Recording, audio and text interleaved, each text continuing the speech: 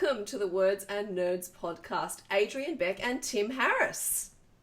Can you hear the crowd? Thank you. It's amazing to have you both on the podcast at once to talk about Derek Dool, Super Cool, and Toffee Towers. Here they are. Wow, it's exciting. And when I started writing Toffee Towers all those years ago, I never thought I would end up here. But I'm glad I brought Chegwin's journey to life, and I'm pretty thrilled about all the awards I'm sure to win for it. Do you know, truthfully, Adrian, I was thinking, I'm going to come in here and say, yeah, I had a lot of fun writing Derek Dool.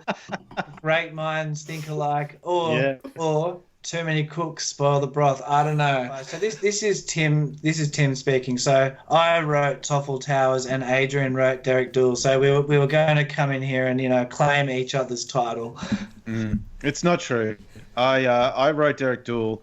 I'm proudly super cool. And now it's a special interview. It's the first time I've done a group chat. Have no idea how it's going to turn out, but I'm so glad that you're my guinea pigs. I can't think of any better guinea pigs to have, really. Look, with this, with the whole, we're in the middle of lockdown. What are we, April the 7th? I haven't had a shower for about 4 days because I figure it's all digital now and they haven't invented the smell thing. So, I don't care what's happening this end, as long as you can hear me. The weird thing is, I caught up with you earlier in the year and I could have sworn you'd already started this program thing. But seriously, do you think all this crazy virtual stuff is going to change how we operate, society operates, after hopefully we're through all these crazy times? Is this going to change all these apps where we're virtually catching up for coffees and virtually catching up to, do presentations and things like that? Do you think it's going to actually change the way we operate? I hope so, in a way, because I think it's a time for transformation of education, absolutely, because teachers have done this amazing thing in practically a week, just change the way they teach and communicate. So I hope yes, but I also hope that we can actually see each other in real life again, because, eventually I'll miss that. I don't yet. I'm really enjoying being at home, doing nothing. Yeah. But eventually I think that person-to-person stuff is important too. Yeah, cutting down on soap.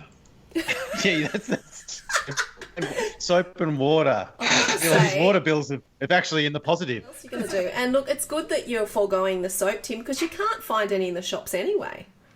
No, that's right. Yeah. There's a lot of shortages of things in the shops. Tim's taken one for the team, so we can get a bar of soap. Thanks, mate. It's a good job. Yeah, well done, mate. I've been using Adrian's book as toilet paper, so... Thank you very much. Were you using the page where his photo of him at the back, his 7-year-old photo? If any listeners have this book, Derek Dool, Super Cool, turn right to the back and you see Adrian as a 7-year-old, and it's just the most glorious thing, really, that you'll ever see. Make your eyes, people. Yeah, there's a picture of me dressed as some sort of convict prisoner. I don't know why. Make the difference, So, in all seriousness, COVID-19 check-in. How are we doing? Well, it's tough. It's tough. You have to be honest. It's tough, but it could be much tougher, obviously. But it's staying inside. We like to stay inside. I think all three of us, to some degree, are probably like our own company to a degree, and like to operate within the confines of our own space. But usually that's a choice, and it's not so much a choice at the moment, and we're just trying to do the right thing. And that's sort of also complicated by the fact that everyone in your family is also doing that same thing. So you're juggling a lot of commitments from the kids who've all got their different commitments, and they're all moving on to virtual learning. And you've got spouses who have got jobs that they need to continue with. So everyone's juggling. The internet's getting a huge workout. But yeah, so you've got your internal struggles and difficulties, which in the grand scheme of things aren't so really, but there's just a transition. And then you've got all that news that you see that pops up in your news feeds, and that sometimes you actually seek it out because you're wondering what the latest updates are. And yeah, it can really play with your head. It can make you dwell on stuff, and it's hard to take sometimes. Yeah, the news feed it's a hard one. It's you can easily read too much, and that can impact a day. I was having a good chat to Belinda Morell about this, and we both agreed that it's very difficult to write if you've been reading the news feed, because suddenly your mood really drops. I find, writing humour almost impossible if you've read a couple of bad news stories. So getting that balance with how much you let in is certainly key. We've got 4 kids in our house, including a 4-month-old. So it's a pretty noisy, busy house. So I think I'm just starting to get the hang of knowing when to read the news and when not to read, so we can sort of, get a few things done. But it's been a challenge, and it's been a challenge for everyone. And so it's just finding different ways to adjust. One positive to come out of it, sort of on the personal, professional level, is there's now a bit of extra time to invest in a big project that I've sort of been thinking about for quite a while. So, been pouring a lot of time into that. And so that I'm hoping to use term 2 to try and finish it off. Well, that's good. I hope a lot of positive stories come out, because you're right, it's hard, and I don't think we can underestimate how hard it is on the young people as well. They don't see the news as we do, but they know that things are changing, and they know things are different, and there's a bit of a scary world out there, so we can't underestimate that, which is, why these books are so important. Derek Dool, Toffee Towers, because it provides escapism and humour and comedy, particularly in these times. I sort of wanted to backtrack to what you said, Dani, though, about the importance of books. And I think the difference with books at the moment compared to sort of mainstream, media like television or radio, is that books allow a very gentle-paced escape from reality. So with a book, you kind of are eased into this different world, whereas Netflix will thrust you into a different world, which I don't think can be very helpful if your brain is bouncing too quickly, with all this stuff on. So I love that, Tim, when you said the gentle way of easing into a book. I love that, because that's exactly what it is, and it's like this cathartic experience. And they say 6 minutes of reading reduces your anxiety. So, Tim, 10-second elevator pitch. Talk to me about Toffee Towers. Okay, 10-second pitch. Toffee Towers is about 10-year-old Chegwin who is an habitual daydreamer, and he has to use his daydreams to save the hotel from going under. Okay, Derek Dool thinks he is the coolest kid in school. He thinks he's the most handsome, he thinks he's the funniest, he thinks he's the most athletic, and he thinks he's the most charming. Unfortunately, he's the only one who thinks that, because he is the complete opposite, and he's determined to prove to everyone that they're wrong and he's right. And Adrian, how autobiographical is Derek Dool? Ah, come on, Dani. You know how cool I am. I do. It's proven by the photo in this book. Look, you know what? I put that completely out of my mind when I was writing it. I didn't really think about having to explain how autobiographical it is. But there's definitely some similarities. And even Scott, who did the illustrations, admitted to me the other day that he based it on me. I looked at it thinking, oh, this is a cheeky-looking kid.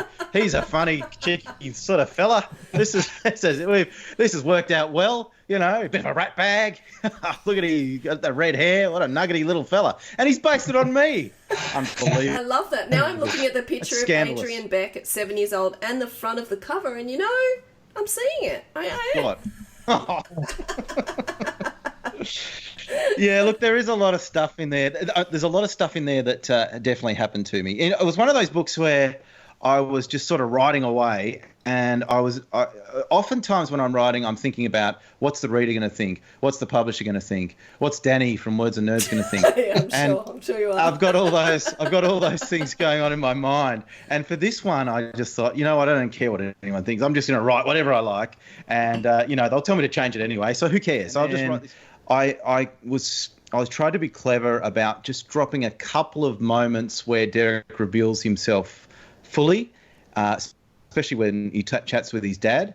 And I think that when the reader gets to those bits and has the full context of Derek, they go along the ride with him. But it is a bit of a balancing act, writing a character that's a bit of a rat bag. First chapter, I love that line about how you take the reader through a journey of Derek's anatomy, and how right down near his kidney there's that little part that no one else has, that's, wanting to be cool.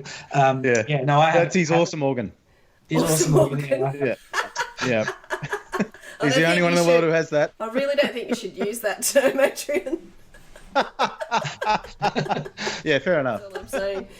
Look, I reckon Derek I didn't find him unlikable at all. I actually felt like we all have a bit of Derek inside us, because I don't really think it matters if you grew up as a dork or you grew up cool. There's always that sense of, I'm not good enough, I don't fit in some point in your life. And so I reckon Derek, we've all got a bit of Derek inside us. We all want to, if not be cool, kind of fit in somewhere. Yeah. Look, hopefully, it was a bit of a balancing act, and hopefully, we've got the balance right. He's got Dennis the Menace. He's got a little bit of Dennis the Menace about him, and he's got a little bit of Rick Mail about him. I loved that when you said a little. Yeah, as you say, Tim, I was really focused on writing a character that wasn't necessarily. Not that all characters are goody two shoes, but he's not necessarily a goody two shoes. He's got a bit of an agenda, but hopefully we can see through that to a degree as we're reading along with him as we go on his journey. And bringing the young ones to a new audience, so important. Now, Tim, I really liked getting inside your character's mind, but I think I also got a bit of an insight into your brain. I mean, butlers stuck to ceilings, baths running down driveways, reverse muggings. I want to know how you come up with this stuff.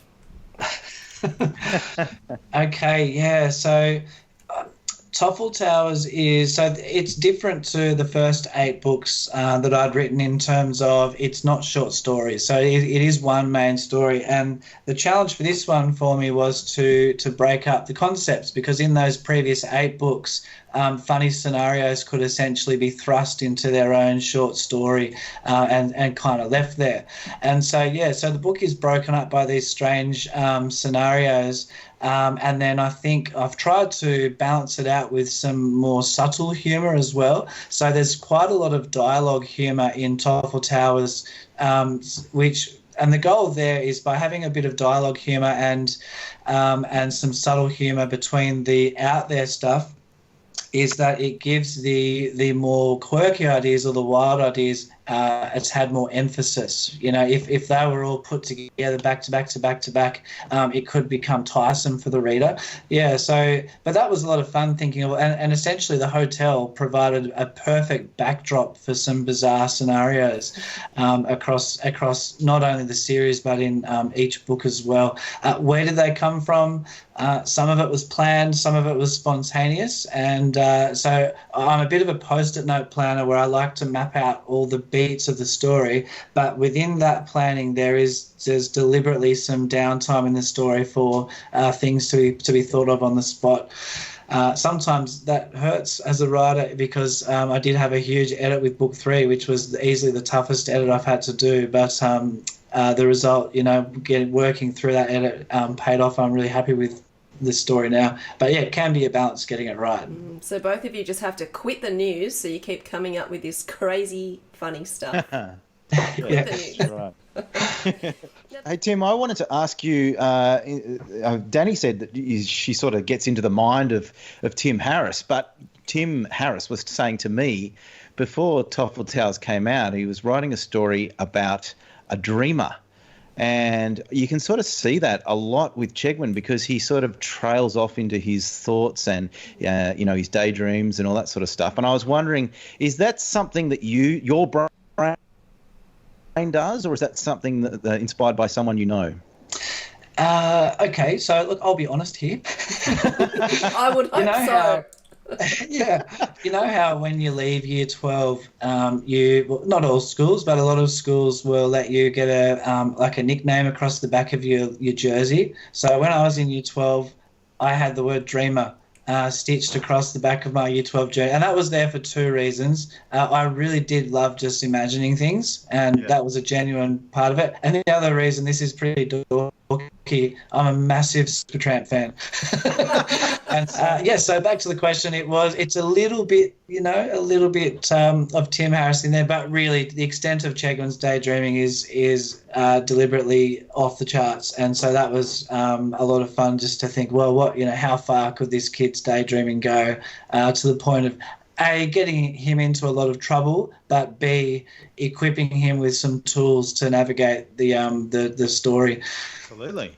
And in fact, these days, with all the distractions, like with your mobile phones and, whenever you go on a walk, you put in a podcast. I mean, there's nothing wrong with a podcast. Absolutely Obviously, words are not. You should definitely put in a podcast when you go for a walk. But from time to time, it's good to tune out just a little bit to all those distractions and, let yourself dream, because that's when you come up with your best stuff.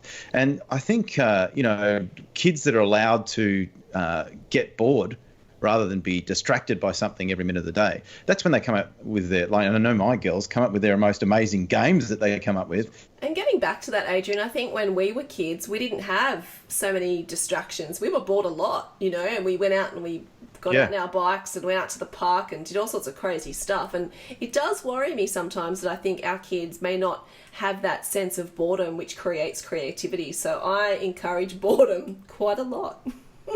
Well, look at, we were talking about how it's easy to get caught up in the negative feed, during lockdown, but throughout that, there's a heck of a lot of videos coming out where people have been extremely creative, no doubt induced by their boredom. We've got videos of teenagers turning their basements into incredible, stunt rooms and all these amazing artistic things coming out. People doing concerts from home, 10-word story competitions. There's just, the internet's now, it's flooded with two things. It's the negative stories and then all these, wild creative ideas as well. And that's another positive thing that hopefully can come out of it. We can switch off a bit from the news.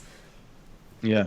Now, question for both of you. How do you know what a kid's going to find funny? Because I have no idea what a kid's going to find funny.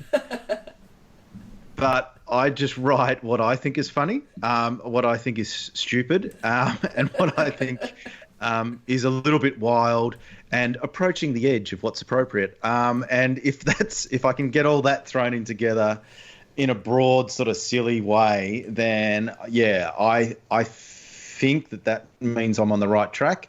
And then fortunately, most of the time it does mean I'm on the right track. But I really couldn't tell you. I just try and make myself laugh, and if I've made myself laugh, then I think hopefully someone else is going to laugh at this too. Who knows? I like that. Tim, what about you? Yeah, I think there's probably, I mean, you look at the books that have sold millions, and there's a lot of fart jokes and that kind of thing. So there's always sort of safety in a certain style of humour. So I like to make sure that there's a bit of the safety humour. I try to not put too much of that sort of stuff into my books. And I like to deliberately use different styles of humour to hopefully appeal to different types of readers. So, for example, there'll be some, strange scenarios or quirky scenarios, classic, a British comedy technique, putting a character into an awkward situation. So an example, Chegwin accidentally orders 50,000 litres of milk instead of 50 litres of milk. And so straight away that scenario is going to open itself up to humour. Then there's dialogue humour, so getting the characters to bounce off each other, and wordplay. Kids really like wordplay. Do all of them find it funny? Probably not, but a lot of kids do. So how do I know if it's funny? I don't, but I work on the notion that by deliberately including different types of humour and different levels of humour, it's going to hit different readers at different times. Yeah, and well, I don't know about you, Tim, but all those different types of humour, that's a really good way of approaching it. But I also, when we're reading to my girls, I listen to what they're laughing at and what they find funny and what sometimes they don't. And so I never ever read any of my stuff to them. I just could not handle them hating it. But But I definitely, we read Toffee Towers together, which they loved, and we read a whole bunch of other books together. And it's good for two reasons, because you do learn about where they laugh, and you sort of have a think to yourself why they're laughing at that point, and then whether it's subconscious or not, I don't think you can help but bring that into your own writing. Tim, question for you: why do you write? I write because it's a very enjoyable form of expression, and there's certainly an intrinsic rewarding for pulling off a chapter or a book that you're very proud of. And I also write because I do like telling stories, and I've got some of my circles of friends have got some people that are exceptionally good at telling stories in conversation, and I'm actually not that great at telling stories in conversation with my friendship groups. So I that had been a bit of a frustration, for me over the years. But I found that by taking a bit more time and getting those words down onto paper, I can tell a story perhaps more articulately than I could in conversation.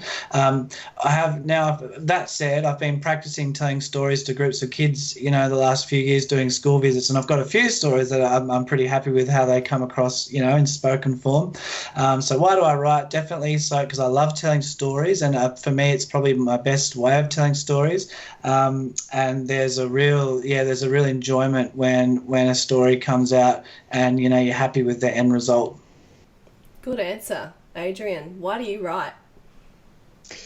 Why do I write? I think two reasons why I write. One is my brain is always ticking over with heaps and heaps of different ideas, and I just need to get them down. So, I'm just lucky that once I've got them down, some of them actually get out to other people. But there's a whole bunch of stuff on my computer, which, there's hundreds of ideas, because I'm lucky in that way, because, I'm always thinking of a new idea. And so I have to write, I have to get it out of my head. But also why I love books, why I love film, why I love TV, why I love any sort of storytelling is because, that feeling you get when you do get swept up and you get swept away by a story. It's one of the best feelings in the world. And the ego in me is like, I wonder if I could make other people feel like that when I wrote something, It's like, so when you get inspired and you feel that feeling, and it doesn't happen all that often, but it happens often enough that, you recognize it and you want to feel it again. And if you could inspire that in someone else, and particularly someone who's a kid, and you turn them on to stories and reading and books and stuff, that would be an amazing achievement. And so, I would love to think that I've contributed in some way like that somewhere down the track. I love that answer, because books are beautiful. Why wouldn't you want to try and create your own? Exactly. The most important part of the interview now, Tim, chocolate. Tim's going to sing? Is this today? where Tim sings? Yes, it is actually. Super Tramp. Yeah, come on, Tim. I wish they had a song about chocolate. So I'm a bit guilty, and I should apologise to the listeners. Whilst making an admission, I genuinely did buy chocolate for this interview, but I bought it this morning, and the interview's at night time, and it's been sitting. Well, it was sitting on my desk for part of the day, now it's sitting somewhere else. Unbelievable. Well, I'm going to eat my... I've got a 70% Lindt dark chocolate Lindt ball here, and I'm just going to eat it in front of you. 70%? That's pretty hardcore. What have you got, Adrian? Oh, well, I'm going to single-handedly change the face of confectionery as we know it on this podcast, okay? God. Now, this is something that I've created. Now, we used to have when I worked in TV the last couple of years, we used to have a whole bunch of treats that were laid out on the table side of stage, and I used to combine a couple. Now I have to apologise to all those healthy people out there who. Okay, so what you need to do here. Okay, so you have your Lindt once again. Happy to be sponsored by Lindt. If Mr. Lindt is listening, I'm happy to be your spokesperson. Very little pay. In fact, I'll get paid in Raspberry Intense. And so you take the Raspberry Intense, and I'm ripping it open as we this speak. Is like a cooking show now. Okay. Okay, now you take... Putting out the video version, Dani. Oh, well, I'm going to have to now. I've broken them all up. I need 2 squares. I need 2 squares can that you are... hold it up? Because we might show a snippet of this. Hold your bowl. Have you got a bowl there? I haven't... hang on. What I'll do is I'll like take a Gordon photo Ramsay's of the in the version. house. Okay, Gordon Ramsay's here. Gordon Ramsay's got nothing on me. So what you do is now listen, Tim. Listen, Tim. You're not learning. Stop. I want to say one thing. What? Dani, do you have any idea where this is going? No, I really do not. I'm lost. I'm telling you. This is what we use. This is what I used to do with the snacks at tea, and I haven't had a chance to eat this. So you get your 2 bits. You get your 2 bits of raspberry lint. Okay, you got your 2 squares there, right? And then what you do? This is the secret ingredient. Okay. This is what you do. You grab your retro party mix. Okay. You get that out. And he's frozen. Oh no! You select. No, you select a banana, a banana. Okay, and you put that on top of one of the squares, and you put the other square on top. Sandwich. And there, voila, as the French never say, you have a raspberry intense banana sandwich. It doesn't look all that appetizing, to be honest, but trust me, it is delicious. You people don't seem to realize how good it is. Okay, so you got your banana raspberry lint sandwich, and then you go